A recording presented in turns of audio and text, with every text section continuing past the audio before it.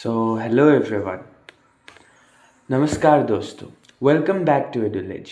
आज हम डिस्कस करने वाले हैं इंडियन कॉन्स्टिट्यूशन के बहुत ही इम्पोर्टेंट दो pillars, fundamental rights and directive principles of state policy, जिसे हम शॉर्ट में डीपीएसपी भी कहते हैं। अगर आप इंडियन पॉलिटी पढ़ रहे हो, चाहे यूपीएससी हो, स्टेट पीसीएस हो, या फिर एसएससी या फिर एनी यूनिवर्सिटी एग्ज़ाम्स, ये टॉपिक एक्सट्रीमली इम्पॉर्टेंट है। इंडियन कॉन्स्टिट्यूशन सिर्फ एक लीगल डॉक्यूमेंट नहीं है, ये एक सोशल विजन भी है। इस विजन को अचीव करने के लिए इंडियन कॉन्स्टिट्यूशन ने दो चीज़ें दी है। फर्स्ट, फंडामेंटल राइट्स, जो सिटीजन्स को प्रोटेक्शन देती है ताकि हम किसी के अंदर ना आए। गवर्नमेंट भी हो सकती है। डीपीएसपीस, जो गवर्नमेंट को डायरेक्शन देती है कि क्या करना चाहिए for establishment of a welfare state. अब सिंपल वर्ड्स में कहे तो it's like fundamental right, individual freedom, DPSP equal to social welfare goals. आज के लेक्चर में हम जानेंगे कि फंडामेंटल राइट्स को डिटेल में कैसे कहते हैं, डीपीएसपी को समझेंगे एंड इन दोनों के बीच में जो रिलेशंस है और एग्ज़ाम के पर्सपेक्टिव से जो इम्पोर्टेंट क्वेश्चंस है, प्रीलिम्स या फिर previous year question, we will be discussing that too. And let's start. Part 3 of the Indian constitution में फंडामेंटल राइट्स है फ्रॉम आर्टिकल 12 to 35। पार्ट 4 में डायरेक्टिव प्रिंसिपल्स है स्टेट पॉलिसी की, article 36 to 51। And fundamental rights है justiciable, ये बहुत ही important है, you can enforce the courts. And DPSTs are non-justiciable but fundamental in governance of the country। अब next देखते हैं मीनिंग ऑफ फंडामेंटल राइट्स।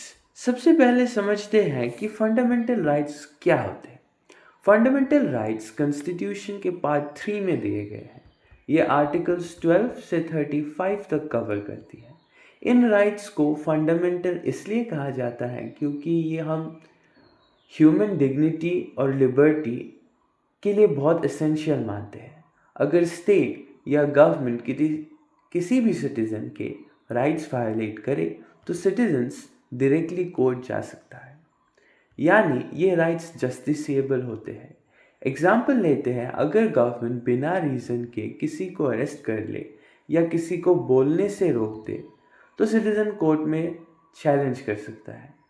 ये राइट्स इंश्योर करता है equality, freedom, protection from exploitation, religious freedom and cultural protection. इसीलिए doctor Ambedkar ने कहा था कि फंडामेंटल राइट्स पॉलिटिकल डेमोक्रेसी का फाउंडेशन है।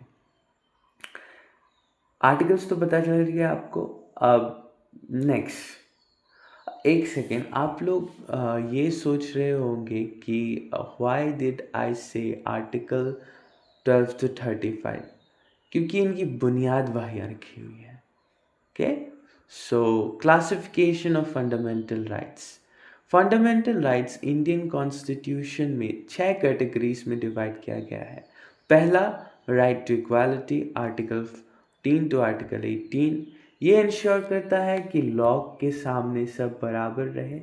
दूसरा, फ्रीडम राइट, आर्टिकल 19 से लेकर 22 तक। ये सिटीजन्स को लिबर्टी देता है speech, movement, profession etcetera regarding.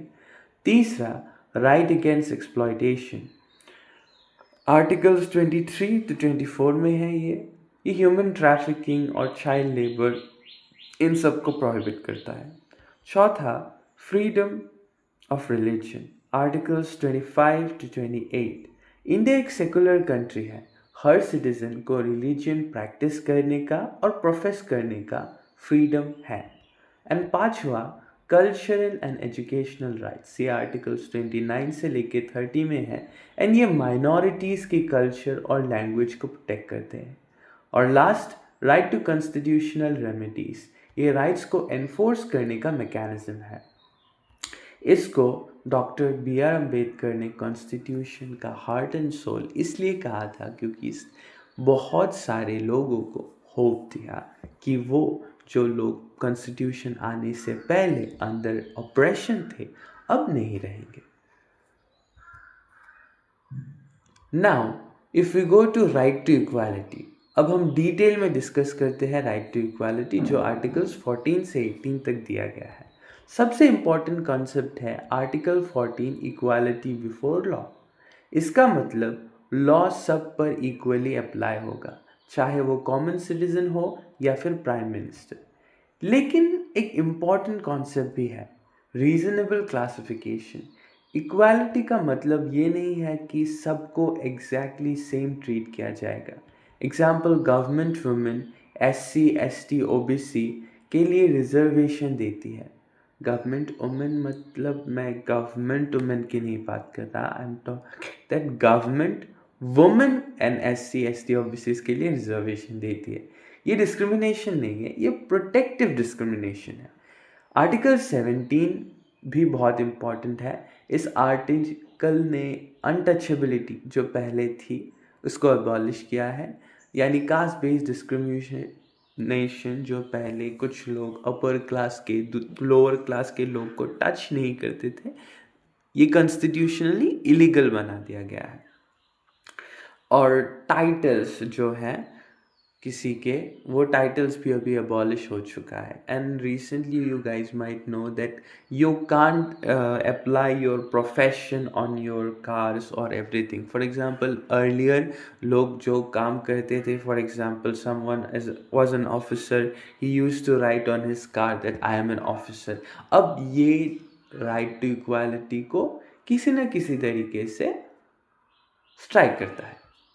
अब ये स्टेट ने, हम ये चीज़ इम्पॉर्टेंट है जो बहुत लोग इसके बारे में गुस्सा भी होते हैं कि डिस्क्रिमिनेशन क्या है, लेकिन ये डिसएडवांटेज ग्रुप है, इसीलिए हम इनको कुछ स्पेशल ट्रीटमेंट देते हैं। अब next, right to freedom. This is one of the most important after right to equality. Indian democracy का एक कोर एलिमेंट है। आर्टिकल 19 सिटीजन्स को 6 फ्रीडम देता है।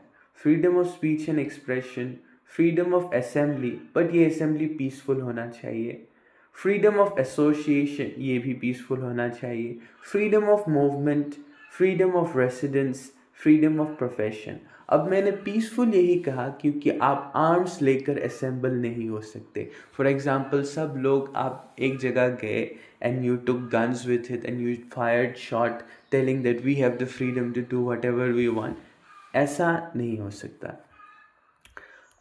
अब ये एक इम्पॉर्टेंट बात जो हमें याद रखनी है कि गवर्नमेंट इन फ्रीडम्स पर रीजनेबल रेस्ट्रिक्शंस लगा सकती है। स्पीच पर रेस्ट्रिक्शंस हो सकती है अगर नेशनल सिक्योरिटी को थ्रेट हो, पब्लिक ऑर्डर डिस्टर्ब हो, मॉरलिटी वायलेट हो। यही मतलब याद रखने की बात यह है कि कॉन्स्टिट्यूशन फ्रीडम देता है, लेकिन ये रिस्पॉन्सिबल काइंड ऑफ फ्रीडम। ये फ्रीडम मिलती है पेरेंट्स की तरफ से, इट्स नॉट लाइक दैट। अब राइट अगेंस्ट एक्सप्लॉयटेशन। अब इंडियन सोसाइटी में हिस्टोरिकली एक्सप्लॉयटेशन का प्रॉब्लम रहा है, इसी वजह से कॉन्स्टिट्यूशन ने राइट अगेंस्ट एक्सप्लॉयटेशन इंट्रोड्यूस किया है। आर्टिकल 23 प्रोहिबिट करता है ह्यूमन ट्रैफिकिंग, फोर्स लेबर, बेगर एक्सेट्रा। आर्टिकल 24 प्रोहिबिट करता है child labour in hazardous industries. For example, कुछ इंडस्ट्रीज का कंडीशंस ऐसा नहीं है ताकि चिल्ड्रन वहाँ जाके काम कर सके। ये राइट स्पेशली वीकर सेक्शंस को प्रोटेक्ट करने के लिए बनाया गया है। इसका ऑब्जेक्टिव है इंडिया एक ह्यूमेन सोसाइटी बन सके, unlike a place where everyone is forced to work and money is the biggest priority. अब right to freedom of religion. हम जानते हैं कि इंडिया एक सेकुलर स्टेट है। सेकुलरिज्म का मतलब स्टेट किसी रिलीजन को फेवर नहीं करेगा। Article 25 to 28 religious freedom provide करती है। Freedom of conscience and religion practice करने की फ्रीडम, ये 25 में है। 26 में रिलीजियस इंस्टीट्यूशन को मैनेज करने का राइट, एंड 27 में गवर्नमेंट किसी स्पेसिफिक रिलीजन का प्रमोशन नहीं कर सकता एंड उसके लिए टैक्स नहीं लगा सकती।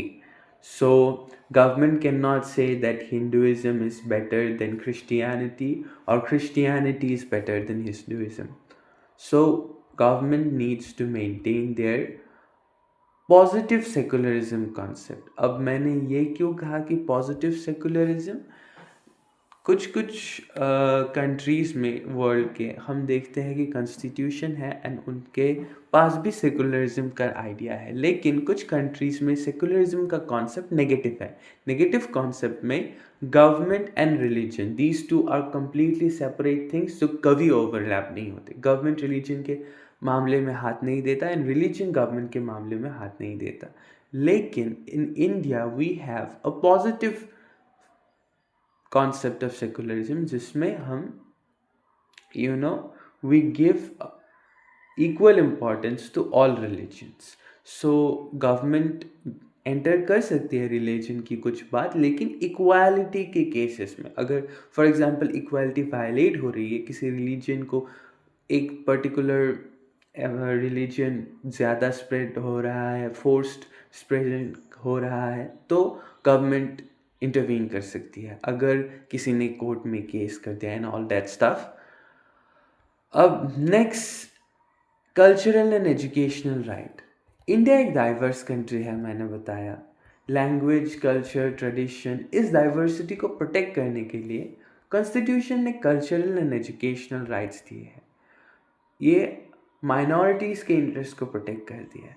आर्टिकल 29 फॉर एग्जांपल माइनॉरिटीज़ को अलाउ करता है कि वो अपनी लैंग्वेज, स्क्रिप्ट और कल्चर को प्रोटेक्ट कर सके. For example north eastern people are recently a lot discriminated and racism चल रहा है जब वो इंडिया के इंडिया के मिडिल पोर्शन या फिर वेस्ट या साउथ, नॉर्थ साउथ, उसमें जाते हैं. माइनॉरिटीज़ को आर्टिकल 30 राइट देता है कि एजुकेशनल इंस्टीट्यूशंस इस्टेब्लिश कर सके और एडमिनिस्टर कर सके. अब एग्जांपल में देखते हैं माइनॉरिटी स्कूल्स एंड कॉलेजेस. इसका पर्पस है कि मेजॉरिटी डोमिनेशन से माइनॉरिटी कल्चर सेफ रहे. फॉर एग्जांपल ट्राइबल स्कूल्स बहुत जगह पे होते हैं जहाँ पर्टिकुलर ट्राइब्स के एथिक्स एंड मॉरल्स, लैंग्वेज वहाँ चलते रहते हैं. Right to constitutional remedies. अब आते हैं सबसे पावरफुल राइट पर, आर्टिकल 32.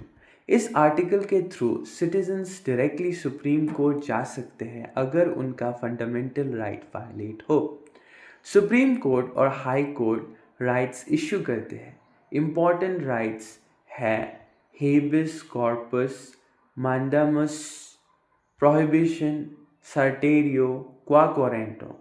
अब मुझे पता है आप लोगों को इनमें से कोई भी समझ नहीं आया, but these are the right to constitutional remedies from the source we took. हमने जिस कंट्री से लिया उनके इसके राइट्स हैं. मतलब फर्स्ट, अगर किसी को इलीगली अरेस्ट किया गया हो तो कोर्ट हीबस कॉर्पस इशू करेगा. जो लॉ के स्टूडेंट्स हैं वो समझ चुके होंगे. इसी वजह से डॉक्टर अंबेडकर ने आर्टिकल 32 को कॉन्स्टिट्यूशन का हार्ट एंड सोल कहा. अब इस स्लाइड में हम देखते हैं फंडामेंटल राइट्स का एनफोर्समेंट मैकेनिज्म. किसी सिटीजन का फंडामेंटल राइट वायलेट होता है तो सिटीजन कोर्ट में पिटिशन फाइल करता है. नेक्स्ट, सुप्रीम कोर्ट या हाई कोर्ट केस को एग्जामिन करती है and step 4, court appropriate right issue करता है. इस प्रोसेस से इंश्योर होता है कि स्टेट अनलिमिटेड पावर यूज ना करे. अब हम शिफ्ट करते हैं directive principles of state policy पर. डीपीएसपी कॉन्स्टिट्यूशन के पार्ट 4 आर्टिकल्स 36 to 51 में दिए गए हैं. ये राइट्स बट किसी तरीके से एनफोर्सेबल नहीं है, किसी भी तरीके से. यानी अगर गवर्नमेंट डीपीएसपी फॉलो ना करे तो सिटीजन कोर्ट नहीं जा सकता. फिर भी ये एक्सट्रीमली इम्पॉर्टेंट है क्योंकि ये गवर्नमेंट को डायरेक्शन देती है कि वेलफेयर स्टेट कैसे बिल्ड करना है. इनका इंस्पिरेशन आयरिश कॉन्स्टिट्यूशन से लिया गया था एंड ये एक सोशल और इकोनॉमिक डेमोक्रेसी को इस्टेब्लिश करने का गोल रखती है। फॉर एग्जांपल इनकम इनइक्वालिटी जो खास करके इंडिया में अभी बहुत ज़्यादा चल रही है वो ना हो, इसके लिए डीपीएसपीस दिया गया है। अब क्लासिफिकेशन करिए तो डीपीएसपीस को जनरली 3 कैटेगरीज में क्लासिफाई किया जाता है। पहला, सोशलिस्टिक प्रिंसिपल, ये इकोनॉमिक जस्टिस प्रमोट करता है, जो मैंने अभी पहले कहा। Example, equal pay, social welfare, health care, सबको इक्वली मिलना चाहिए। दूसरा, जो रिच है वो प्राइवेट अफोर्ड करेगा, जो पुअर है उनको गवर्नमेंट की तरफ से हेल्थ केयर में बिग इंस्टीट्यूशंस जहाँ सारे डिवाइसेस उपलब्ध हो, वैसे तरीके से। अब दूसरा है गांधीयन प्रिंसिपल्स, ये महात्मा गांधी के आइडियाज से इंस्पायर्ड है। Example, village panchayats, cottage industries, इन सब का ग्रोथ। ही महात्मा गांधी, हम जानते हैं कि ये रूट्स जो सोसाइटी के एकदम डीप रूट्स हैं उन तक इक्वालिटी पहुँचे, उन तक अपॉर्चुनिटीज़ पहुँचे, गांधी जी वो चाहते थे। इसीलिए इनके प्रिंसिपल्स कुछ इसी तरीके से है। अब लिबरल एंड इंटेलेक्चुअल प्रिंसिपल, ये तीसरा है। ये मॉडर्न गवर्नेंस के आइडियाज़ को प्रमोट करती है। For example, universal civil code, international peace, ताकि हम अपनी जो प्लेस है पूरी दुनिया में we maintain a high place, democratic हो, और बहुत जगह में हमें इसीलिए मदर ऑफ डेमोक्रेसी भी कहा जाता है। अब नेक्स्ट, इम्पॉर्टेंट ऑफ डीपीएसपीस। हमने जाना कि डीपीएसपी का मेन गोल है वेलफेयर स्टेट इस्टेब्लिश करना। ये इंश्योर करते हैं कि government policies social justice promote करे, इकोनॉमिक इनइक्वालिटी रिड्यूस करे, एजुकेशन और हेल्थ इम्प्रूव करे। मेनी गवर्नमेंट स्कीम्स डीपीएसपी से इंस्पायर्ड है। एग्जाम्पल आपको याद होगा, रास्ते में लिखा या फिर आपने देखा होगा, MGNREGA,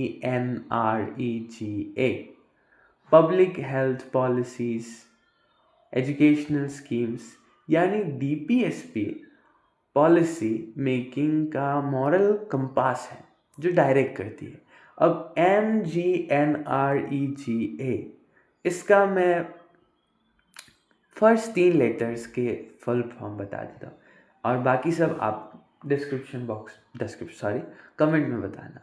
M stands for Mahatma, G for Gandhi, N for national. अब बाकी का आप लोग बताइएगा।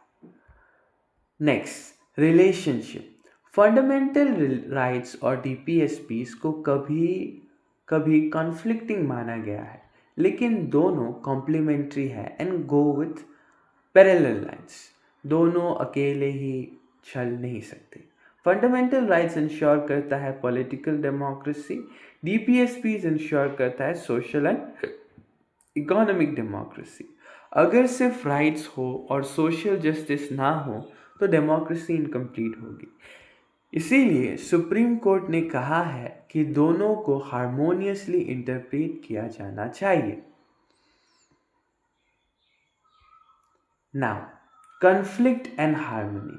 इंडियन कॉन्स्टिट्यूशनल हिस्ट्री में फंडामेंटल राइट्स और डीपीएसपीस के बीच कॉन्फ्लिक्ट हुआ है। इसीलिए मैंने पिछले स्लाइड में ये कहा था कि those are concert contrary and sometimes conflicting to each other. सबसे इम्पॉर्टेंट केस है केशवानंद भारती केस, जिसके ऊपर मैं वीडियो भी बना चुका हूँ। ये 1973 हुआ था। इस केस में सुप्रीम कोर्ट ने बेसिक स्ट्रक्चर डॉक्ट्रिन डेवलप किया एंड कोर्ट ने कहा पार्लियामेंट कॉन्स्टिट्यूशन अमेंड कर सकता है, लेकिन कॉन्स्टिट्यूशन का बेसिक स्ट्रक्चर डिस्ट्रॉय नहीं कर सकता है।